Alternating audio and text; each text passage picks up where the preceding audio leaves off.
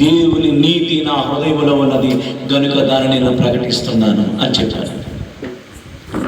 అంటే ప్రతి ఒక్కరు భూమి మీద బ్రతుకుతున్నారు, చనిపోతున్నారు కదా. అంటే మనకు దేవుడి యొద్ద నుండి వచ్చే గర్భఫలము యెహోవా అనుగ్రహించు బహుమానము. మరల మనం ఎక్కడికి వెళ్ళాలంటే దేవుడి దగ్గరికి వెళ్ళాలి.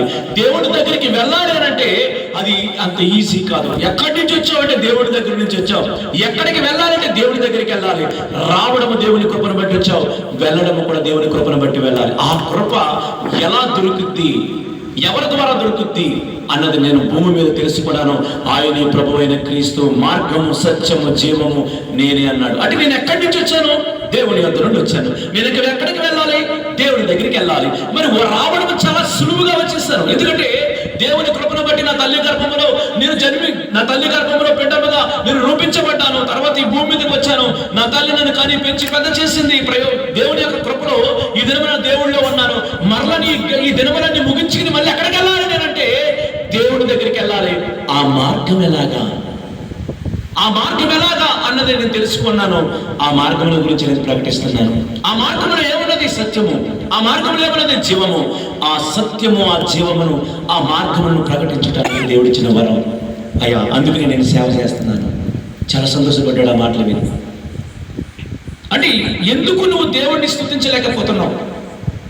అందుకని యోహాను సువార్త అంటాడు తీయద్దు, కానీ అక్కడ ఏమంటున్నాడు తెలుసా? ఇదిగోండి చీకటిలో ఉన్నవాడు అంటే వెలుగునంతకు రాలేకపోతున్నాడు. ఎందుకు రాలేకపోతున్నాడు?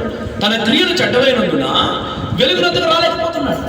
చెడ్డ క్రియలు ఉన్నాయి కాబట్టి రాలేకపోతున్నాడు. అందుకే కొంతమంది లోకానికి దాసులైపోయి, తాగుడికి దాసులైపోయి, రారా మందిరానికి అంటే రాను. ఎందుకు రాడంటే వాడు ఏం చేస్తాడంటే తాగుతున్నాడు.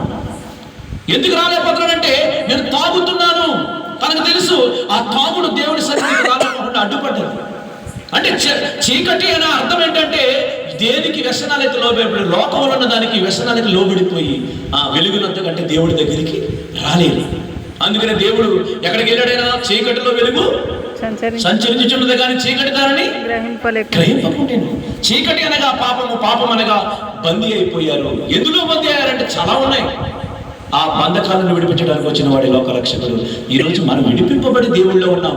ఆ విడిపింపబడిన దాని గురించి సాక్ష్యం ఇవ్వాలి. అందుకనే నేను హింసకుడును, దోషకుడును, హానికారకుడు అని సాక్ష్యం ఇస్తున్నాడు. ఇప్పుడైతే బ్రతుకుట క్రీస్తే, చావైన లాభమే జీవముల గురించి ప్రకటిస్తున్నాడు పౌలు గారు. ఈరోజు మనం కూడా దేవుని సన్నిధిలో దినమున సజీవులుగా ఉన్నాం. అందుకని ఈ దినమున మనం సజీవులుగా ఉన్నామని ఎలా తెలిసింది అంటే వాక్యమును బట్టి మనం జీవిస్తున్నాం కాబట్టి, ఆ వాక్యం మనల్ని బ్రతికిస్తుంది కాబట్టి, ఆ వాక్యం మన బాధలను నెమ్మదినిస్తుంది కాబట్టి, ఆ వాక్యమును మనం ఏం చేస్తున్నాం? స్తుతించడానికి వచ్చాం. దేవుడిని స్తుతించడానికి వచ్చాం. దేవుని మాటలు వినడానికి వచ్చాం. ఈరోజు అట్టి గొప్ప ధన్యత మనకి ఇచ్చాడు దేవుడు. తన వెనుకల్లో కొద్ది మాటలు దీవించి ఆశీర్వదించును గాక. ఆమేన్.